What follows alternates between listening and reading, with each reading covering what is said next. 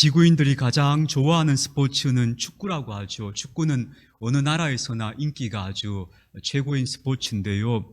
여성분들은 축구가 어떻게 하는 건지 잘 관심 없는 분들이 많으실 줄 압니다만 남자들은 축구에 관심이 되게 많습니다. 축구 시합 요즘 젊은 친구들도 굉장히 많이 보는데요. 잘하는 팀하고 못하는 팀하고 차이가 뭐냐 하면요. 뭐 여러 가지로 비교할 수 있지만 축구 경기를 풀어나가는 방식을 보면 금방 표가 납니다. 정말 잘하는 팀들, 세계적인 팀들은 어떻게 하는가 하면 저 뒤에서부터 자기 진영에서부터 공을 패스합니다. 패스가 아주 정교해서 서로 공을 잘 주고받다가 상대방 문전으로까지 공을 운반해 와서 거기서 기회를 노리다가 슛을 해서 골인 시킵니다. 그래서 저 뒤에서부터 차근차근 올라와서 그럼 이제 상대방 수비수들이 공을 보고 따라 나올 수밖에 없습니다. 그럼 이제 그 빈 공간으로 공격수들이 침투해서 골을 넣습니다. 그때 이제 볼을 주고받으면서 패스가 정교하게 이루어지면 저 팀은 진짜 잘하는 팀이구나 이렇게 보시면 되는데요. 잘 못하는 팀들은 표가 납니다. 어떻게 하는가 하면 그 패스가 잘 안 되니까 멀리서 공을 뻥 차 올립니다. 그래가지고 그 공이 공격수에게 닿도록 만들려고 해요. 그러면 요행이 자기 공격수가 받았더라도 그 공을 가지고 공격수 본인이 그 문전에서 오로지 순전히 자기 역량으로 공을 넣어야 하는 겁니다. 그걸 소위 뻥축구라 부릅니다. 공을 제대로 패스해서 주는 게 아니고 저 멀리에서 뻥 차 올려가지고, 왜냐하면 순서대로 딱 해서 남의 수비수들을 끌어낼 수 있는 그런 역량이 없기 때문에 뻥 차가지고 공격수가 그 앞에서 어떻게 하든지 애를 써서 골을 넣는 방식, 이런 방식을 우리 흔히 하는 말로 뻥축구라 하는데요. 우리나라 국가대표팀도 꽤 잘하는 편에 속하지만 진짜 우리보다 잘하는 선수들을 만나면 우리도 뻥축구 할 때가 많습니다. 왜냐하면 우리가 막 공을 패스해가 올려가는데 상대방이 뺏어버리거든요. 그게 잘 안 되는 거예요. 그럼 이제 할 수 없이 막 공을 뻥뻥 차가지고 올려가지고 마지막 승부를 보려고 하는 그런 전술을 구사하는 경우가 많지요. 그래, 잘하는 팀과 못하는 팀의 차이는 빌드업의 차이다 그래요. 빌드업은 약간 쌓아 올라간다는 뜻 아닙니까? 그러니까 저 아래에서부터 점점 패스를 통해서 상대방 수비수를 끌어내려서 공격할 수 있는 허점을 만들어가는 빌드업을 잘하는 팀은 아주 잘하는 팀이다, 이제 그렇게 보는 거죠. 그래서 뛰어난 공격수가 있더라도 이 빌드업이 잘 안 되면 그 공격수가 혼자서 골을 넣을 수는 없는 거죠. 자, 이걸 여러분 오늘 우리가 좀 주목해서 이 방식을 좀 볼 필요가 있다고 생각합니다. 우리는 지난 3주 동안 우리가 올 한 해 동안 어떻게 씨 뿌리는 사람으로 좀 살아보자 하는 이야기를 같이 나누고 있습니다. 그래서 오늘 그 말씀을 좀 정리해 볼 건데요. 지난주에 제가 드린 말씀을 기억하시는지 모르겠는데, 우리 사람은 대개 우리가 어떤 선택을 하거나 말을 하거나 행동할 때 어떻게 따라하는가 하면 자기가 습관이 있는 대로, 익숙한 대로 하는 경향이 있습니다. 근데 대부분 그 습관은 어디서 오는가 하면 잠깐의 감정이나 아니면 자기 욕구에서부터 만들어진 거죠. 대개 그런 것들을 따라서 말하고 행동합니다. 그런데 그렇게 하면 그것이 우리가 하는 말이나 행동이 좋은 씨앗이 될 수 없다는 말씀 나누었죠. 습관을 따라하거나 감정을 따라가지 말고 그때마다 하나님 보시기에 어떠할까 하는 걸 묵상하자 그랬습니다. 예수님 제가 어떻게 할까요 하는 걸 잠깐이라도 기도하는 마음으로 말하고, 기도하는 마음으로 선택하고, 기도하는 마음으로 행동하자 그랬어요. 그게 묵상적 삶인데, 그렇게 한 걸음 한 걸음 걸어가면 우리가 살아가면서 내뱉는 말이나 하는 행동들이 다 선한 씨앗이 될 가능성이 높아진다. 그런 의미에서 내가 내 말과 내 행동이 누군가에게 선한 씨앗이 되도록 행동하자, 그걸 우리가 지난주에 나누었죠. 자, 그 이야기와 함께 연결지어서 오늘 말씀을 좀 나누어 보십시다. 제가 얼마 전에 우리 교단에서 발행하는 신문을 읽는데 이런 기사가 실렸어요. 어떤 목사님이 쓴 글인데 당신 교회에서 있었던 일을 다루시면서 이렇게 말씀하시는 거예요. 그 교회에서 오랫동안 노인대학을 운영하셨대요. 그 어르신들 모셔다가 이제 여러 가지 프로그램도 하고 또 맛있는 점심도 대접하고 하는 노인대학 있잖아요. 그 프로그램을 오랫동안 운영했는데 운영 결과 전도의 열매가 없더라는 겁니다. 노인대학은 나오시는데 그분들이 교회에 와서 그리스도인이 되는 경우가 극히 미미하더라는 거예요.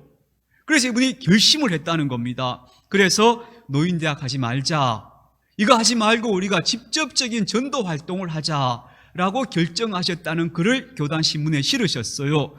근데 그 글을 읽고 제가 느낀 마음은 뭐냐 하면요, 빌드업을 하는 축구를 안 하고 뻥축구 하자는 말이구나, 이렇게 느꼈습니다. 빌드업을 포기하고 뻥축구해서 골만 넣어보자, 이런 생각 아닌가 싶은 생각이 들었어요. 여러분, 우리 삶에는 모든 것이 빌드업이 되어야 합니다. 빌드업이 돼서 마지막에 골이 들어가는 거지, 뻥축구해서 골 들어가는 거는 그건 극히 어려운 일이고 요행을 바라는 것이나 다름이 없다. 이거 우리가 이렇게 말씀드리면 여러분 다 잘 공감하실 거예요. 동의하실 거예요. 그런데도 우리는 종종 복음의 씨앗을 뿌린다는 것을 누군가를 예배당에 데리고 오는 그 행위, 거기에 집중해서 생각하는 경향이 되게 많다는 겁니다. 근데 그게 실제로는 그렇게 잘 안 되잖아요. 그래서 우리가 씨를 뿌리는 이 일에 더 집중해야 되겠다 하는 것을 말씀드리고 싶은 거예요. 제가 저번에도 우리가 성과나 열매를 기대하기보다 열심히 씨 뿌리는 데 좀 집중하자고 말씀드렸더니 저희 어머니가 지난주에 하시는 말씀이, 유목사야, 그래도 열매를 보고 사람이 일을 해야지 열매 없이 자꾸 그렇게 말하면 되겠냐 그러시는데, 그래서 오늘 이 말씀을 제가 조금 더 설명해 드리는 거예요. 열매가 정말 중요해요. 근데 열매만 보고 달려가면 열매를 못 맺어요. 씨 뿌리는 이제 집중하고 가야 나중에 열매가 저절로 거두어지는 거예요. 그래서 우리가 씨 뿌리는 게 집중하자는 거지, 열매를 보지 말자 이런 뜻이 아닙니다. 진짜 열매를 제대로 거두려면 씨 뿌리는 일에 집중해야 된다 하는 말씀, 빌드업이 이루어져야 한다는 말씀을 여러분에게 드리고 싶은 겁니다. 그래서 우리가 정말 씨 뿌리는 사람으로 한번 살아보자 하는 걸 다시 한번 우리 생각해 보는 겁니다. 제가 씨 뿌리는 사람으로 어떤 사람이 성경에 있을까 생각해 보니까 딱 떠오르는 사람이 바로 세례자 요한이에요. 예수님 이 땅에 오시기 전에 오셔서 내 뒤에 오시는 분이 있다라고 선포하신 분이 있잖아요. 그 세례자 요한이 진짜 씨 뿌리는 사람이었구나, 그 모습 잘 보여주는구나 싶어요. 왜냐하면 누가복음에서 세례자 요한이 이렇게 말해요. 광야에서 외치는 사람이었는데 그가 뭘 하는 사람이었는가 하면 주의 길을 예비하는 사람이었다고 얘기해요. 다시 말하면 내 뒤에 구원자가 오시는데 그 길을 열어주는 사람이었다는 겁니다. 여러분, 구원자가 오십니다 하면서 그 길을 열어주면서 준비시키는 사람이 바로 세례자 요한이었다는 겁니다. 한마디로 그 사람은 길을 열어주는 사람이었던 거예요. 이게 바로 씨 뿌리는 사람의 모습이구나, 길을 열어주는 사람의 역할을 하는 사람이 되어야겠다 하는 것을 여러분과 제가 오늘 좀 생각하고 싶은 겁니다.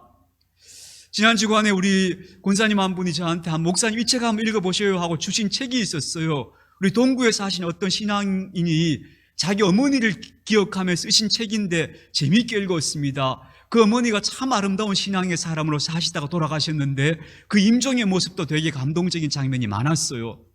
근데 그 중에 한 대목, 이런 대목이 있더라고요. 이 어머니가 오랫동안 중전기에 여성임에도 현대 그 중전기 파트가 있었잖아요. 거기 근무하셨대요. 직장생활 하시고 가정 꾸려 가시면서 되게 고단하고 열심히 사셨는데 이분이 참 올곧은 믿음의 사람이셨어요. 그런데 이분이 평생에 한 4분 정도 직장 동료들을 전도하셨대요. 그런데 그때 전도된 분 한 분을 이 따님이 거리에서 만났는데 그 전도되신 분이 이렇게 어머니를 회고하셨대요. 어머님처럼 믿음 좋은 분을 만나서 내가 지금까지 예수 믿고 있다고 얘기하시더래요. 어머니처럼 좋은 분을 만났기 때문에 내가 지금까지 예수 믿고 있다고 얘기하더래요. 여러분, 이 말이 너무 중요한 말이 아닙니까? 사람들은 하나님 만나러 교회에 오는 것 같지만 하나님 보고 교회에 오는 게 아니고 하나님 믿는 사람 보고 교회에 옵니다. 사람들이 처음부터 예수님이 보이나요? 아닙니다. 예수 믿는 사람, 예수 전하는 그 사람 보고 교회에 오는 겁니다. 그래서 예수를 전하는 사람, 예수 믿는 사람이 좋은 사람이면 예수도 좋은 분인갑다, 그렇게 되는 겁니다. 그래서 좋은 사람 만나서 내가 지금까지 신앙생활 잘하고 있다는 말은 틀림이 없는 말입니다. 그래서 사도 바울이 뭐라 했는가 하면 우리가 다 그리스도의 편지라 했어요. 예수님께서 우리를 세상으로 보내시는 당신의 메시지라고 예수님 말씀하신 겁니다. 이걸 우리가 오늘 다 기억해야겠다 하는 겁니다. 반대로 여러분 이렇게 말할 수 있습니다. 사람들이 교회 안 나오는 이유가, 예수 안 믿는 이유가 예수님이 싫어서라고 말하는 사람은 제가 보기엔 한 번도 만나본 적 없습니다. 예수 안 믿는 사람과 만나도 예수님이 좋은 분이고 훌륭한 분인 건 다 인정합니다. 그거 부정하는 사람은 전 못 봤습니다. 근데 문제는 예수 믿는 사람이 싫다는 겁니다. 그래서 예수 안 믿겠다는 거지, 예수 싫어서 예수 안 믿는 사람은 본 적이 없습니다. 여러분, 이걸 우리가 좀 선명히 기억해야 될 줄 압니다. 그래서 우리가 길을 열어주는 사람이 될 수도 있고 때로는 길을 막는 사람이 될 수도 있구나 하는 걸 우리가 좀 주의해야 되겠다 하는 생각이 듭니다. 그래서 제가 오늘 이런 예들을 좀 들어보고 싶은데, 이 예들을 너무 이렇게 여러분 너무 목사님 비판적인 예만 들은 거 아닙니까 할 수 있는데, 오늘 내용이 그런 거니까 양해하고 들어보십시오. 1999년에 일어난 사건이 하나 있었습니다. 우리 사회에 좀 이렇게 상당히 회자됐던 사건입니다. 그게 뭐냐면 소위 온로비 사건이라는 사건이 있었습니다. 그때의 뉴스를 보신 분들은 지금 기억하는 분들이 있을 겁니다. 우리나라 그때 어떤 재벌 그룹의 회장님 부인이 고위층 공무원 사모님들에게 비싼 옷을 사주면서 로비를 펼친 사건이었습니다. 그 말하자면 구명활동을 한 건데 뭘 구명했는가 하면 그 그룹 회장님이 외화를 밀반출하다가 적발이 된 겁니다. 그걸 좀 어떻게 무마해달라고 검찰총장 부인에게 또 어떤 장관님 부인에게 막 비싼 옷을 사주면서 사정을 했다가 그게 들통나서 특검까지 갔던 사건이었습니다. 그런데요, 그 사건이 되게 충격적인 게 뭐였는가 하면, 저는 개인적으로 그 사건이 한국교회가 사회적 위상이 추락되는 신호탄이었다고 저는 보는 사건인데요. 그때 그 그룹 회장님, 외화를 밀반출하시는 회장님이 큰 선교단체를 설립해서 우리나라 곳곳에서 선교활동을 열심히 하시던 분이었습니다. 그 유명한 선교활동에 헌신을 다하시는 분이 외화를 밀반출하다가 적발이 된 겁니다.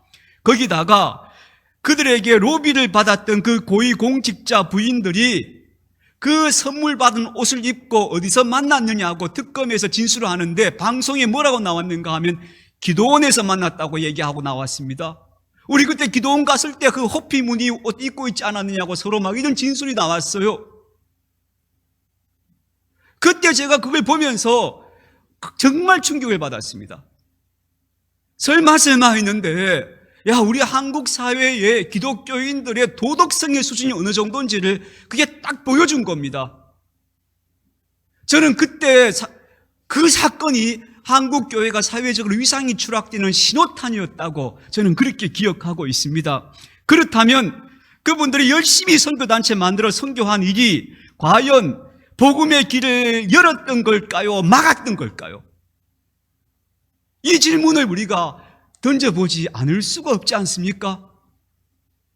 당신들은 복음의 길을 연다고 열심히 했는데, 그랬던 분이 외화를 밀반출하고, 그랬던 사람들이 서로 비싼 옷을 주고받으면서 불법적인 일을 하고, 그래서 그게 온 국민 앞에 드러났을 때 그분들이 과연 복음의 길을 열었던 사람인가, 복음의 길을 막았던 사람들인가, 다시 묻지 않을 수가 없지 않겠습니까?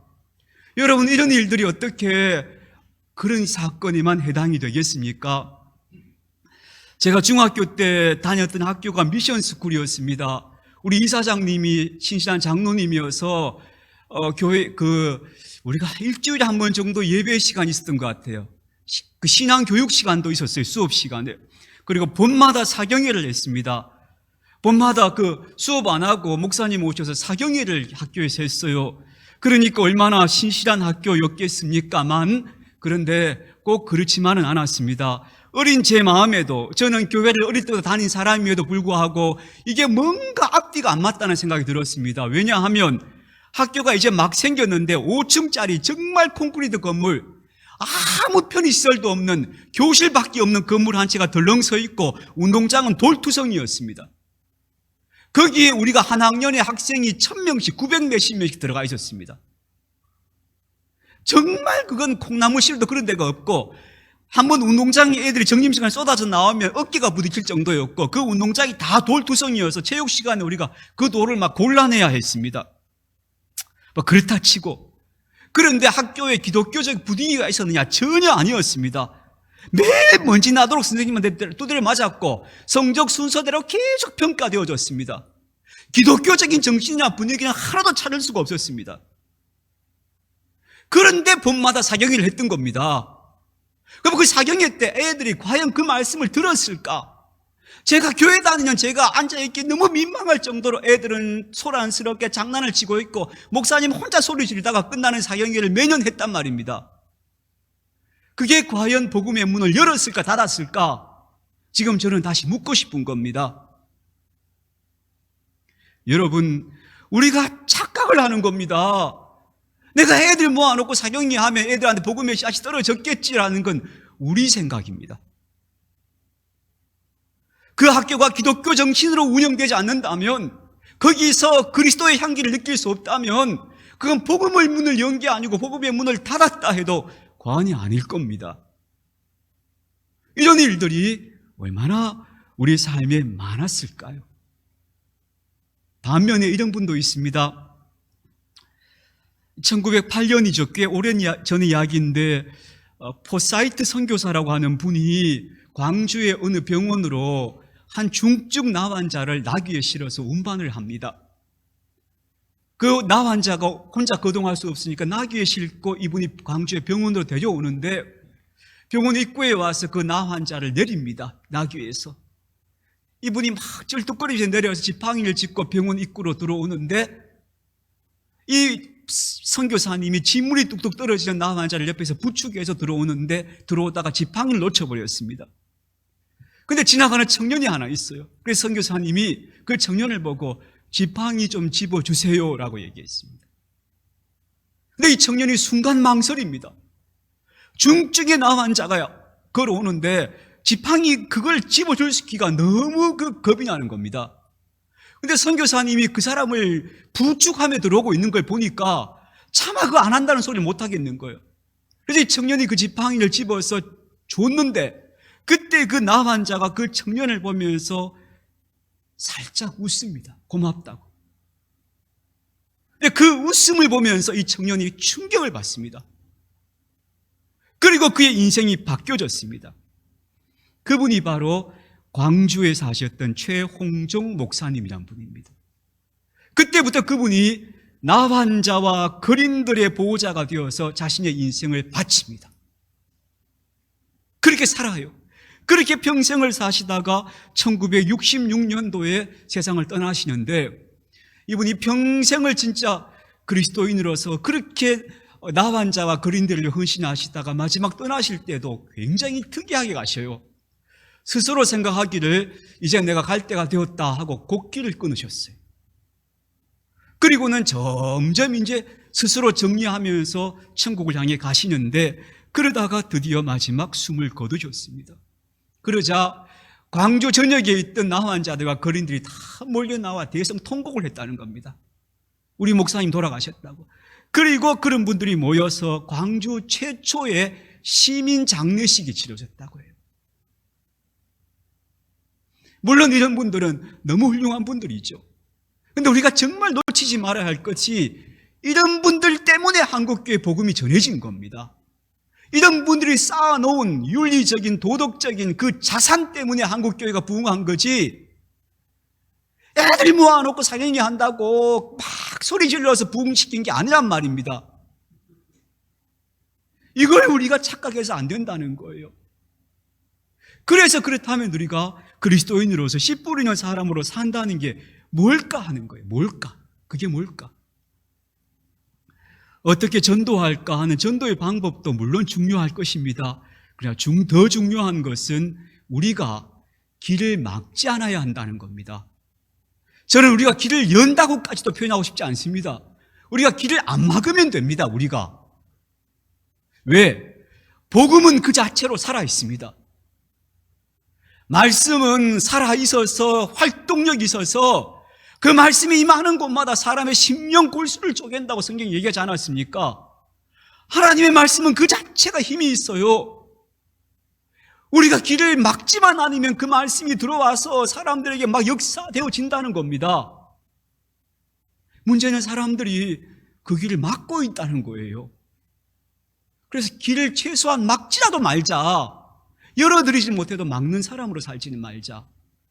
오늘 저는 이렇게 말씀드리고 싶은 겁니다. 왜냐하면 중국이 공산화됐잖아요. 20세기 초에 중국이 공산화되어서 중국 전역이 공산주의 정권이 들어서면서 외국 선교사들이 다 쫓겨났습니다. 다 쫓겨나고 그나마 중국에 남아있던 그리스도인들은 다 교회는 다 불법단체가 되어버렸습니다. 그래서 그때 선교사들이 나오면서 통곡하고 나오면서 중국이 이제 완전히 복음의 불모의 땅이 되었다. 이걸 어떡하냐? 그리고 탄식하고 돌아왔는데 나중에 중국이 수십 년이 흘러서 등소평이라는 사람이 와서 중국 문을 개방을 하기 시작했습니다. 그리고 나서 선교사들이 다시 들어가 봤더니 놀라운 일이 벌어졌습니다. 중국의 그리스도인들 씨가 다 마른 줄 알았어요. 근데 놀랍게도 선교사들이 떠나오기 전보다 10배가 늘어있는 거예요. 10배가. 그걸 지하교회라고 불러요. 그 지하에서 엄혹한 박해를 받으면서 사람들이 곳곳에서 모여서 가정교회를 이루면서 거기서 복음이 확산되어져서 들어가 봤더니 공산 지하에서 중국 교회가 10배가 성장했더라는 겁니다. 사람이 한 거 아닙니다. 복음 자체가 가지고 있는 힘이, 능력이 있어서 그렇게 막 역사되어지는 겁니다. 우리가 정말 이 부분을 정확히 보아야 하겠다 싶습니다. 그래서 우리가 복음의 문을 여는 사람이 되자. 최소한 닫는 사람의 역할을 하지 말자. 그 말씀을 다시 드리는 겁니다. 그래서 여러분 두 가지만 구체적으로 말씀드릴게요. 첫 번째, 나는 복음을 문을 여는 사람일까 막는 사람일까? 이걸 스스로 물으면서 합시다. 물으면서 합시다. 나는 여는 사람 역할을 하고 있나 막는 사람 역할을 하고 있나? 저는 이 질문이 너무너무 중요하다고 봐요. 이런 질문 앞에 서서 우리가 살아가다 보면 어느덧 우리는 여는 사람의 역할을 하게 될 거라고 생각해요. 여러분 놀랍게도 왜 세계적으로 유명한 무신론자들이 있지 않습니까? 대표적인 사람이 철학자 니체 같은 분이죠. 철학자 니체는 아버지가 루터교 목사님이었고요. 4대째 목사 집안에서 태어났습니다. 놀라운 일입니다. 근데 그 사람이 신은 죽었다고 선포해서 무신론 철학을 시작한 사람이 되었습니다. 어릴 때부터 니체는 엄격한 신앙 교육을 받았고요. 니체가 나중에 철학을 하고 철학 교수가 되어서도 어머니를 끝까지 니체가 목사가 될 것을 기대하고 있었다고 합니다. 여러분, 그 부모는 니체에게 신앙의 문을 열어준 역할을 한 게 아니고 닫은 역할을 한 겁니다. 그들은 여는 역할을 했다고 생각할지 모르지만 그에게는 그게 닫는 역할이었던 거예요. 이런 일들이 얼마든지 일어날 수 있습니다. 그래서 여러분, 나는 과연 여는 사람으로 살고 있는가 닫는 사람으로 살고 있는가? 지금 내가 이렇게 행동하면 이건 여는 일이 될까 닫는 일이 될까 하는 것들을 자꾸 우리가 스스로 묻고 하나님의 시선으로 보아야 할 줄 압니다. 두 번째는요, 바로 그렇게 의식하며 살아가는 것이 나를 구원하는 일입니다. 그게 누구조차고 하는 거 아닙니다. 그게 곧 나를 구원하는 겁니다. 왜냐하면 우리가 구원을 뭐라 봅니까? 구원은 내가 예수님 믿습니다 하실 때 구원은 시작되었다고 봅니다. 완성되지 않았습니다. 구원의 완성은 뭐죠? 우리가 예수님을 닮아서 점점 더 거룩하고 좋은 사람이 되어가는 겁니다. 그 과정이 구원입니다. 그래서 우리가 내가 여는 사람이 되어야지 하는 마음을 품고 걸어가는 그것 자체가 나를 구원하는 일이 됩니다. 내 구원의 완성을 향해 가는 일이 됩니다. 그래서 우리가 내가 복음의 문을 여는 사람으로 살아야지 뜻만 품고 걸어가도 그게 내 구원에 유익하다. 그 누구 딴 사람 유익하기보다 가장 먼저 나에게 유익하다 하는 걸 기억하십시다. 제가 중학교 때 이야기를 말씀드렸는데 그러고 나니까 또 한편 떠오르는 얼굴이셨습니다. 제가 중학교 3학년 때 우리 이제 영어 선생님이셨어요. 키는 자그마하시고 얼굴은 새카맣고 아주 단호하고 무서운 분이었습니다. 막 시험 성적 안 나오거나 공부 못하거나 엉뚱한 짓 하면 매를 치시는데 매가 얼마나 매서웠는지 몰라요. 아주 매운 분이었습니다. 그런데 저도 그렇고 우리 친구들도 그렇고 그 선생님은 아무도 싫어하는 사람이 없었습니다. 그분은 장로님이셨어요. 이런 소문도 들려왔어요. 우리 그 아무개 있지? 우리 그 선생님 다 별명으로 부르잖아요. 뭐 수검디 뭐 이렇게 부르고 막 애들 그러잖아요. 그 수검디 있잖아. 집 팔아서 교회 헌금했다더라. 이제 그런 얘기도 들었어요. 어디서 애가 누구 하나 그런 얘기 들었나 봐요. 그만큼 헌신적인 장로님이셨어요. 그런데 그분은 음악에 매질도 하고 음악에 하셨는데도 각기 한 번씩 웃을 때 보면 그 웃음이 어린아이 같은 웃음을 웃어요. 얼굴은 되게 무서워 보이는데 웃을 때는 되게 사람이 너무 순해 보여요. 그런데 뭐가 특별했는가 하면요, 그 선생님은 참 바르게 산다는 느낌이 들었어요.